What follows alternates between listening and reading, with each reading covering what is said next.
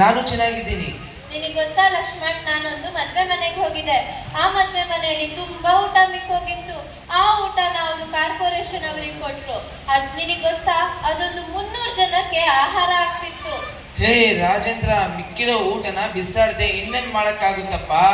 ಏನೋ ಮಿಕ್ಕಿರೋ ಊಟನ ನಿನ್ ಮನೆಗೆ ತಕೊಂಡು ಹೋಗುತ್ತಿದ್ಯಪ್ಪ. ಮಿಕ್ಕಿರೋ ಊಟನ ಮೂಟೆ ಕಟ್ಕೊಂಡು ಮಾರಾಟ ಮಾಡಕ್ಕಾಗುತ್ತಪ್ಪ? ಏನೋ ನಿಮ್ಮ ಮನೆಗೆ ಏನು ಮಿಕ್ಕಿರೋ ಊಟನ ಹಸಿದವರು ಯಾರು ಎಂದು ಹಸಿದವರನ್ನು ಹುಡ್ಕೊಂಡು ಹೋಗಕ್ಕಾಗುತ್ತಪ್ಪ? ಹೌದು ಕಣೋ, ನಾನೇ ಬಡವರನ್ನ ಹುಡ್ತೀನಿ, ನಾನೇ ಕೆಲಸ ಮಾಡ್ತೀನಿ, ನಾನೇ ಎಲ್ರಿಗೂ ಊಟ ಹಾಕ್ತೀನಿ. ಲೇ ರಾಜೇಂದ್ರ, ಏನ್ ಹೇಳ್ತಾ ಇದೀಯೋ? ನೀನ್ ಹೆಂಗೂ ಈ ಕೆಲಸ ಮಾಡ್ತೀಯಪ್ಪ? ನಾನೇ ಹೋಟೆಲ್ಗಳಲ್ಲಿ, ಮದುವೆ ಮಂಟಪಗಳಲ್ಲಿ, ಚೌಟ್ರಿಗಳಲ್ಲಿ ಮಿಕ್ಕಿರುವ ಊಟವನ್ನು ಮಿಕ್ಕಿದ್ರೆ ಸ್ವಲ್ಪ ಕೊಡಿ, ನಾನು ಬಡವರಿಗೆ ಕೊಡ್ತೀನಿ ಅಂತ ತಗೊಂಡು ಹೋಗ್ತೀನಿ. ಓಹೋ, ದೊಡ್ಡ ದೊಡ್ಡ ಮದುವೆಗಳಿಗೆ ಹೋಗಿ, ದೊಡ್ಡ ದೊಡ್ಡ ಹೋಟೆಲ್ಗಳಿಗೆ ಹೋಗಿ, ಸಭೆ ಸಮಾರಂಭಗಳಲ್ಲಿ ಹೋಗಿ ಊಟ ಮಿಕ್ಕಿದ್ರೆ ಕೊಡಿ ಅಂತ ಭಿಕ್ಷೆ ಬಿಡ್ತೀಯೇನೋ? ಹೌದು ಕಣೋ, ನಾನೇ ಕೆಲಸವನ್ನು ಖುಷಿಯಿಂದ ಮಾಡ್ತಿದ್ದೀನಿ ಅಂದ್ರೆ ನಾನೇ ಭಿಕ್ಷೆ ಬೇಡಲು ಸಿದ್ಧ. ನಿನಗೆ ಬುದ್ಧಿ ಹೇಳಕ್ಕೆ ಆಗಲ್ಲ ಲಕ್ಷ್ಮಣ್. ನಾನು ನಿನ್ನ ಸ್ನೇಹಿತ ಎಂದುಕೊಂಡು ನನ್ನ ಖುಷಿ ದುಃಖ ಎಲ್ಲವನ್ನೂ ಹೇಳಿಕೊಂಡೆ, ಆದ್ರೆ ನೀನೇ ನನ್ನನ್ನ ಅಪಹಾಸ್ಯ ಮಾಡಿದೆ. ಸರಿ ಬಿಡು, ಪರವಾಗಿಲ್ಲ. ಒಬ್ರಿಗೆ ನಿನಗೆ ಗೊತ್ತಾ, ಒಂದು ದಿವಸಕ್ಕೆ ಎಷ್ಟು ಟನ್ ಊಟಗಳು ವೇಸ್ಟ್ ಆಗ್ತಿದೆ? ಒಬ್ರಿಗೆ ಒಳ್ಳೇದ್ ಮಾಡೋಣ ಅಂದ್ರೆ ಯಾರು ಮುಂದೆ ಬರಲ್ಲ, ಕೆಟ್ಟೋದ್ ಮಾಡೋಣ ಅಂದ್ರೆ ತಾ ಮುಂದೆ ಎಂದು ಬರ್ತೀರಾ. ಏನಾದ್ರೂ ಮಾಡ್ಕೋ, ನಿನ್ನಿಷ್ಟ.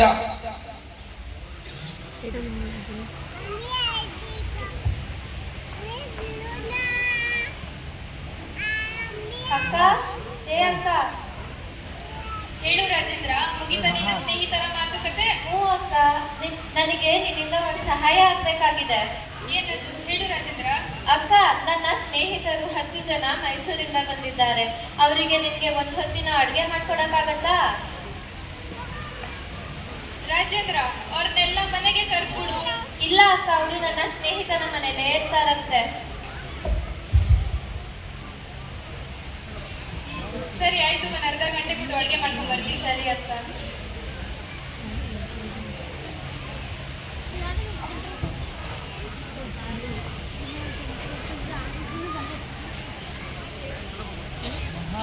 ಅಕ್ಕ, ಬೇಗ ಊಟ ತಗೊಂಡ್ ಬಾ ಅಕ್ಕ. ಸರಿ ಆಯ್ತು, ತಗೋ. ಇದನ್ನು ಅವರಿಗೆ ಬೇಗ ಕೊಡ್ಬಾ. ಸರಿ ಅಕ್ಕ.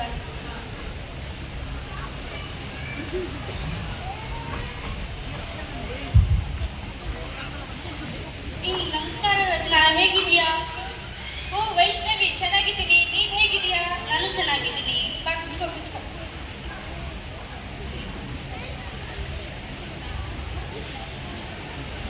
ಏನ್ ಸಮಾಚಾರ? ಇಷ್ಟು ದಿನ ಆದ್ಮೇಲೆ ಮನೆಗೆ ಬಂದಿದ್ಯಾ? ರತ್ನ, ಏನೇ ನಿಮ್ಮ ಮನೆಯಲ್ಲಿ ಏನು ಫಂಕ್ಷನ್ ಅಲ್ವಲ್ಲ, ನಮ್ಮ ಮನೇಲಿ ಫಂಕ್ಷನ್ ಇದ್ದಿದ್ರೆ ನಾನು ನಿನ್ಗೆ ಕರೀತಿದ್ದೆ. ನಾನು ನೋಡಿದೆ, ನಿನ್ನ ತಮ್ಮ ಪಕ್ಕದ ರೋಡ್ನಲ್ಲಿ ಊಟ ಹಾಕಿಸ್ತಿದ್ರು. ಅಲ್ಲೇ ಇದ್ದ ಇಷ್ಟು ಜನ ಊಟ ಇಸ್ಕೊಂಡು ತಿಂತಿದ್ರು. ನಿಮ್ಮ ಮನೆಯಲ್ಲಿ ಏನೋ ಫಂಕ್ಷನ್ ಅಂತ ಕೇಳೋಣ ಅಂತ ಬಂದೆ. ಸರಿ ಆಯ್ತು, ನನ್ನ ತಮ್ಮ ಬಂದ್ರೆ ಅವನ ಹತ್ರ ವಿಚಾರಿಸಿ ನೀನು ಕೇಳ್ತೀನಿ. ಸರಿ ಆಯ್ತು, ನನಗೇನು ಸ್ವಲ್ಪ ಕೆಲಸ.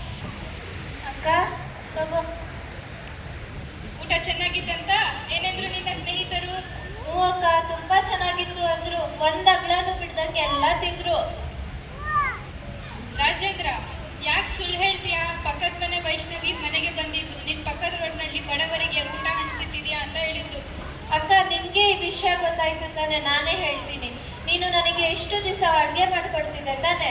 ನಾನನ್ನ ಪಕ್ಕದ ಬೀದಿಯಲ್ಲಿ ಹಸಿದವರಿಗೆ, ಬಡವರಿಗೆ ಎಲ್ರಿಗೂ ಹಂಚ್ತಿದ್ದೆ.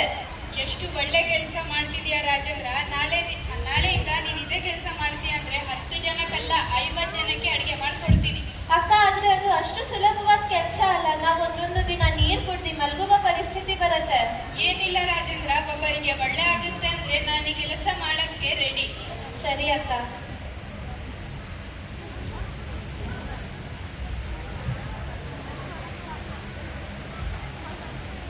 ರಾಜೇಂದ್ರ ಸರ್, ನಮ್ಮ ಮನೆಯ ಸಮಾರಂಭದಲ್ಲಿ 200 ಜನಕ್ಕೆ ಊಟ ಮಿಕ್ಕಿದೆ, ಬನ್ನಿ ತಗೊಂಡೋಗಿ ಸರ್. ಹ್ಞೂ ಸರಿ, ಬರ್ತೀನಪ್ಪ, ಹೋಗು.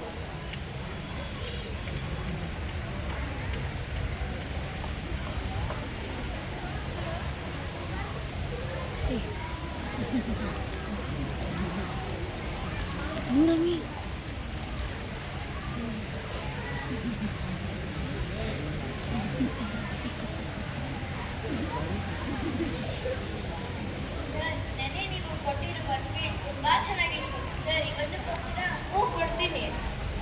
ಯಾರ ಹೆತ್ತ ಮಗ ನೀನು, ಇಷ್ಟು ಧಾರಾಳ ಮನಸ್ಸು ನಿಮ್ಮ.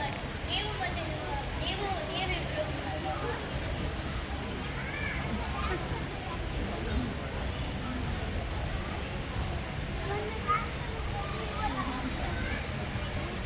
ಈ ದೇಶದ ಬಹುದೊಡ್ಡ ಸಮಸ್ಯೆ ಹಸಿವು. ಸಮಸ್ಯೆಯನ್ನು ಸಂಪೂರ್ಣವಾಗಿ ನಿವಾರಣೆಗೊಳಿಸಲು ಸಾಧ್ಯವಾಗದಿದ್ದರೂ ರಾಜೇಂದ್ರನಂತಹ ವ್ಯಕ್ತಿಗಳು ಗಲ್ಲಿಗೊಬ್ಬರು ಹುಟ್ಟಿ ಬಂದರೆ ಹಸಿದವರ ಸಂಖ್ಯೆ ಸ್ವಲ್ಪವಾದರೂ ಮಾಯವಾಗಬಹುದು. ನಾವು ಕೂಡ ಹಸಿದವರಿಗೆ ಮತ್ತು ಕಷ್ಟದಲ್ಲಿರುವವರಿಗೆ ಸಹಾಯ ಮಾಡುವ ಗುಣಗಳನ್ನು ಬೆಳೆಸಿಕೊಳ್ಳೋಣ. ಪ್ರತಿ ಒಂದು ಅನ್ನದ ಹಗುಳಿನ ಮೇಲೆ ರೈತರ ಪರಿಶ್ರಮವಿದೆ. ನಮ್ಮ ಈ ಒಂದು ಪುಟ್ಟ ಸಹಾಯ ಒಬ್ಬರ ಹಸಿವನ್ನು ನೀಗಿಸುತ್ತದೆ. ಸ್ನೇಹಿತರೆ, ಇಷ್ಟು ಹೇಳಲು ನನಗೆ ಅವಕಾಶ ಮಾಡಿಕೊಟ್ಟ ತಮ್ಮೆಲ್ಲರಿಗೂ ಧನ್ಯವಾದಗಳು.